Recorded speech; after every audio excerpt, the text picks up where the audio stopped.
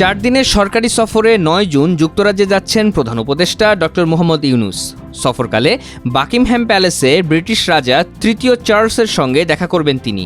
এ সময় প্রধান উপদেষ্টা রাজা চার্লসের হাত থেকে গ্রহণ করবেন kings Charles harmony award. Professor Yunus আপনি জানেন 9 থেকে 13 তারিখ ইউকে ভিজিটে যাচ্ছেন।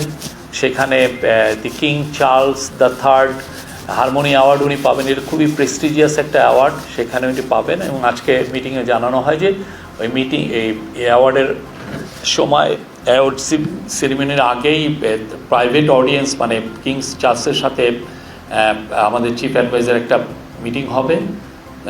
আর এছাড়া অন্যান্য যেগুলো সরকারি যেগুলো মিটিং, যেগুলো ইম্পর্টেন্ট সিনিয়র অফিসিয়ালদের সাথে সেই মিটিংগুলো হবে। এটা আমরা বিস্তৃত আরও সামনে এই বিষয়গুলো জানাতে পারবো।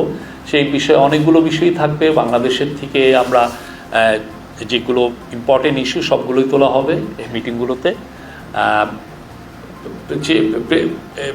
আমাদের প্রফেসর ইউনূসের সাথে এখানে দুইজন ইম্পর্টেন্ট মেম্বার এই ট্যুরে থাকবেন হচ্ছে সেন্ট্রাল ব্যাংকের গভর্নর আহসান মনসুর এবং অ্যান্টি করাপশন কমিশনের চেয়ারম্যান আব্দুল মোমেন। এছাড়া ব্রিটিশ প্রধানমন্ত্রী কিয়ার স্টারমারের সঙ্গে প্রধান উপদেষ্টার দ্বিপক্ষীয় বৈঠক হওয়ার কথা রয়েছে। তিনি যুক্তরাজ্যের নীতি গবেষণা প্রতিষ্ঠান চ্যাথাম হাউস আয়োজিত এক সংলাপে অংশ নেবেন।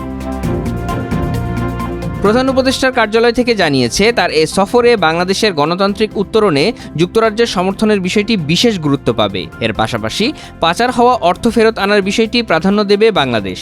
আগামী 14 জুন প্রধান উপদেষ্টার দেশে ফেরার কথা রয়েছে।